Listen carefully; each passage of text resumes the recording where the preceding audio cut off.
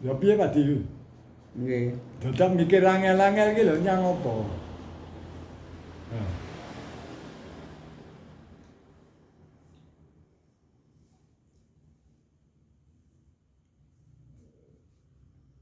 Tembung muga-muga. Aja amrih disembadani. Lah piye? Laku muni muga-muga iki mergo diperintah. Iki lho. Iki ketoke gampang tapi iki bab keimanan gampang kepleset iki.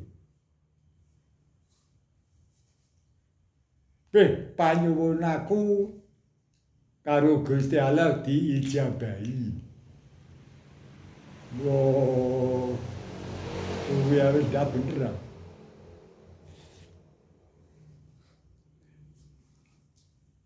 Gusti Allah kan ngladeni, oh berarti Gusti Allah ngladeni sampean. Rajane sapa to? Sapa berarti? Loh. Rasane kan ngono. Nggih. Iki akeh wong salah paham lho iki. Wong kur kadar kon nyuwun. Apa sing kok pingine Gusti Allah nyembadani.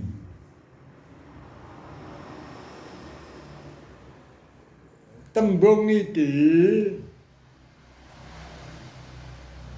ya uga wis akeh sing salah paham. Sampeyan duwe butuh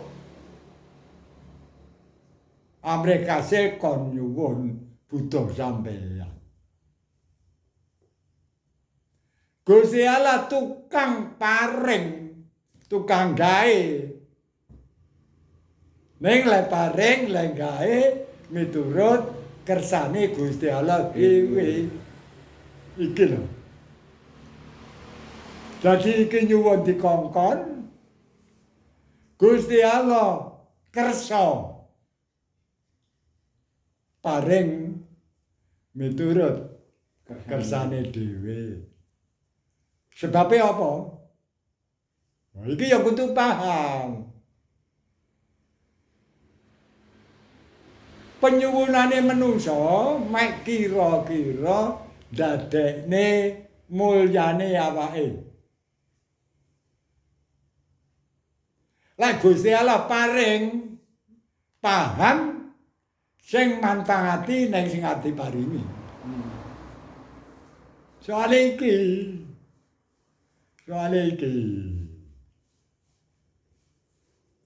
Dadi apa paringane Gusti Allah sampeyan malih sadar iki sing manfaati ning awakku. Liyane iki wis endak. Upamane sampeyan ndak duwe bojo. Iki sing gawe ya Gusti Allah. Pilihane Gusti Allah. Upama ora welas asih nyang kawulane Gusti Allah jlomprone kawulane sampeyan diparingi jodoh geret awak sampeyan ning neraka. Ya malah cilaka. Nah. Sampeyan ora duwe yakin. Sapa sing iso ngedangi gayane Gusti Allah? Mboten wonten. Nah, iso ora enak. Sing iso ngedangi ya ora.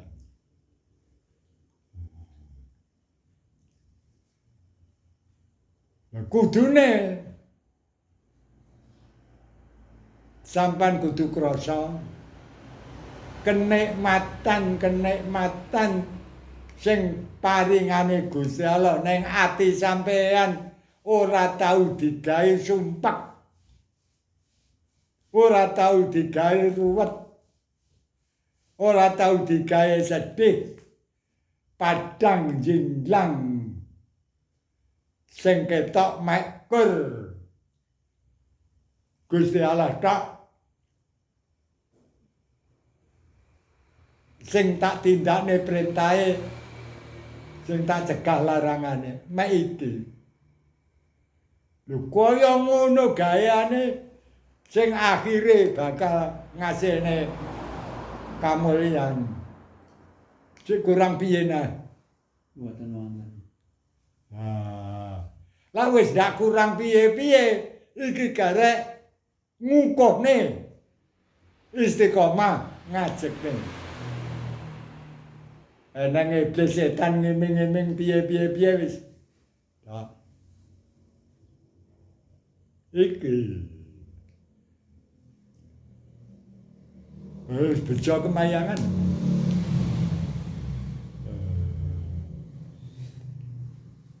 sampean kudu sadar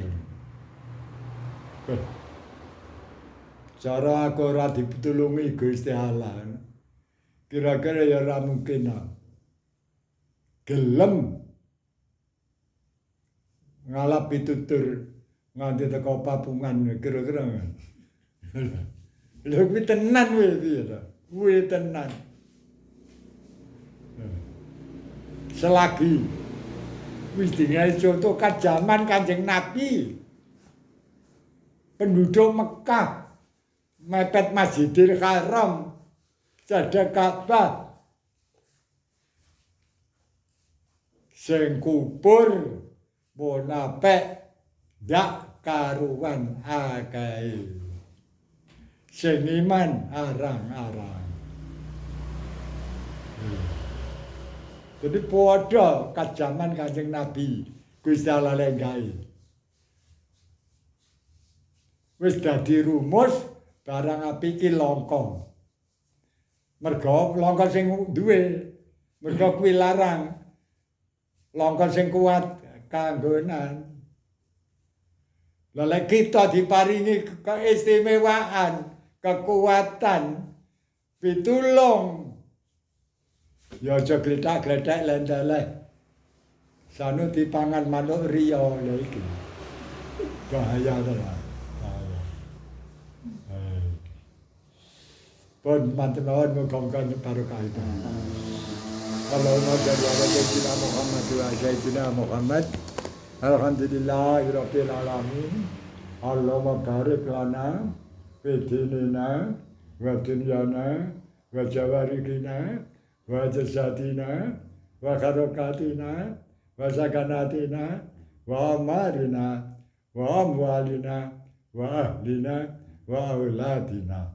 Rabbana atina fid dunya wa fil akhirati wa qina adzabannar wa jannata ma'abrar ya aziz ya ghafar birahmatika ya arhamar rahimin wa sallallahu ala sayyidina Muhammad wa alihi wasallam walhamdulillah. Wassalamualaikum warahmatullahi wabarakatuh. Waalaikumsalam.